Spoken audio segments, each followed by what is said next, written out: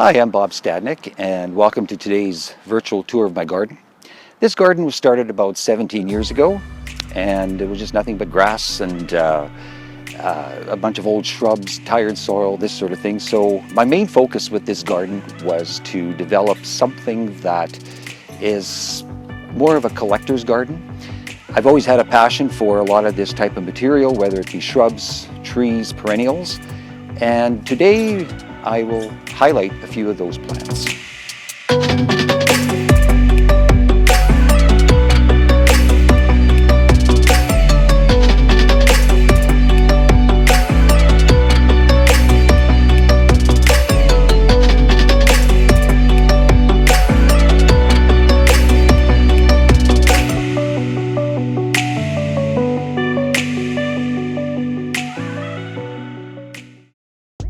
Okay, so we're going to start out first of all. I've always had a passion for evergreens, a lot of rare, unique evergreens, something that's different than the usual spruce and pine. One of my favorites actually is this guy over here. This is a Jello hemlock. And hemlocks, generally speaking, on the prairies are not as hardy as a lot of the traditional evergreens. However, this thing has done very, very well. It is a very exposed location, and this plant has done exceedingly well in this spot. And I find that the main thing with hemlocks is you have to give them plenty of water and allow them to dry somewhat in between. Another one I love are the different types of larches. This is a type of a larch here as well, and this one is called Volker-Frieden. And as you can see, traditional larches or tamarack tend to get we're all familiar in Alberta with the tall varieties that are native, but there's a lot of really good cultivated varieties of these things. And this one particularly, Volker-Frieden, again, has done exceedingly well here. They're about a zone 2, zone 3, so they're very, very hardy. I also have a larch back here, which is the weeping type. And that one has done very well here as well. And then I also have one further down on a standard. And that is basically this plant, but on a standard. It's been trained as such. And again, with larches, they like moisture, and they don't like to be generally in a really hot, dry area. They like their moisture. They like to have somewhat afternoon shade. And in this neighborhood, there is a lot of that. And they do exceedingly well. I've had no dieback on these at all. Now in the backyard, I have got a couple of my favorite evergreens. This one over here particularly is a type of a juniper. This is a Taylor's juniper. And this was planted about 8-9 years ago. It was about my height. It was roughly around 6 feet. And as you can see, it has grown substantially. And over to my left over here is the old-fashioned Medora juniper. And I like these two simply because of the fact that they are very pyramidal in shape, and they require virtually little or no shaping or pruning whatsoever. And I do find that, again, they're very, very winter hardy here in our climate, and they do exceedingly well in a sunny exposure. And this area over here always gets a lot of afternoon sun, so they really, really like it back here. Okay, now we're gonna get into some of the fun stuff. We've got back here, as you can see, when I first developed the yard, I decided to do a quick rock garden. I've always been a collector of alpine plants, and we've got a lot of real choice material back in here. Some of this stuff has been here for now about 15 years plus. And a lot of this stuff, the majority actually of this stuff, flowers first thing in the spring. That combined with a lot of the bulbs, the spring bulbs that are underplanted. So a lot of them now have gone dormant. This is midsummer. And first thing in spring, as soon as the snow emerges, these things are in full bloom. So you can get a lot of enjoyment on the front end in the gardening season, where you can get a lot of color the minute the snow leaves. So we've got over here, I have a few choice collector evergreens as well. This is a tiny fir. Now this thing has been here for 17 years now, and it's not even a foot tall. So it grows maybe a centimeter, if that, in one season. And it's done extremely well. There's been no dieback on it whatsoever. And over to my right, over here, I have got another plant. This is also very rare, and I think this is a plant that should actually be a lot more in the trade, and it's called a Dirca discipiens, or a leatherwood. This thing, you never have to trim it. It has a nice round shape at all times, and it's also very hardy. There has never been a single speck of dieback on it, and it has been here as well for 17 years. So it's one of those plants that if you can ever get your hands on it, get it, because it's basically idiot proof. You can't kill this thing. It does extremely well. Now back here as well, I have got some, on the topic of Alpines, I've got a couple of kind of unique things back here as well.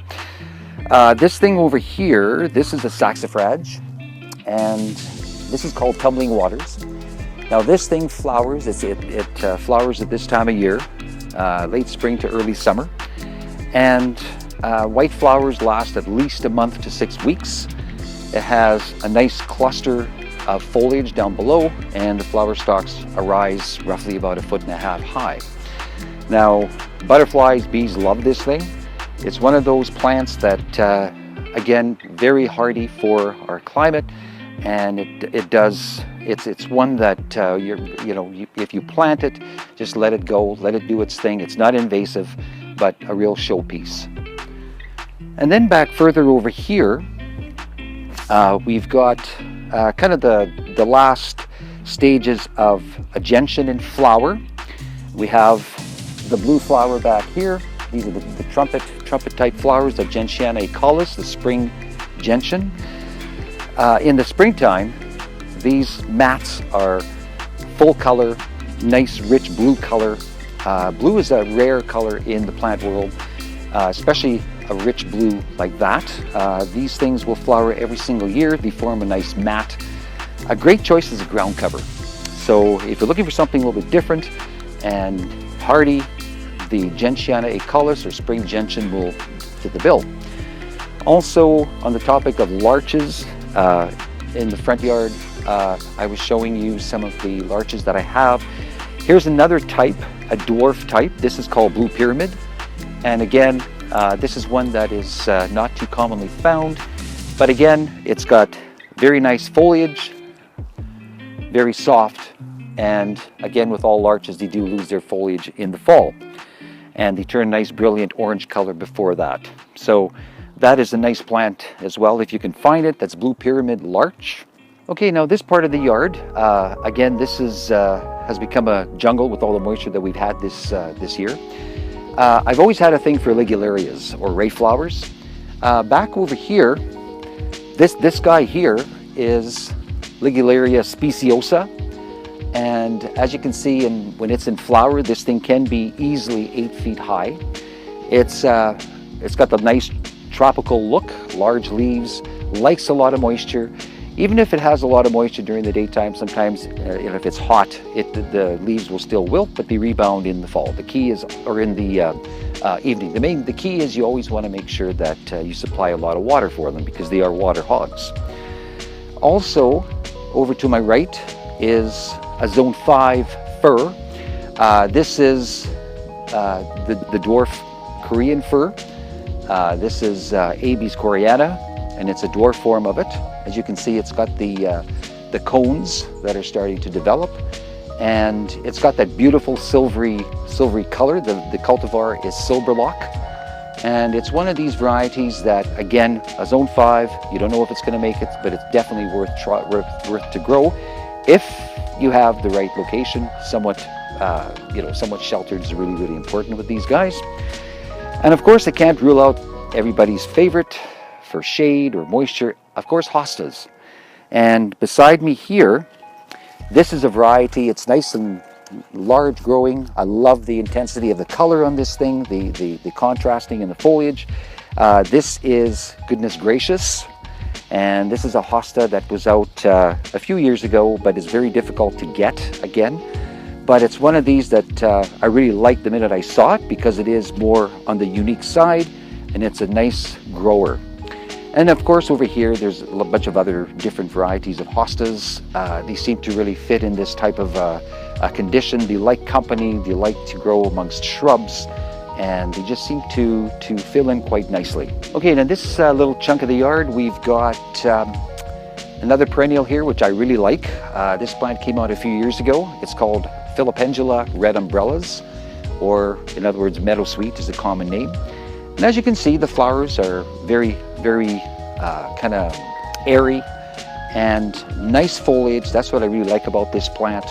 And it's tidy, it behaves itself, not too tall, but a nice quick splash of color in midsummer. And just directly above it, I've got my version of an eastern white pine, which I trained on a standard, because I thought, well, you know, in order to get more plants, being a collector of plants, the more that I can pack into a small space, the better. So I thought, well, you know, I'm going to trim this thing up, and I will put, you know, a lot of plants underneath it. And this is something that a person can really do very easily in their yard.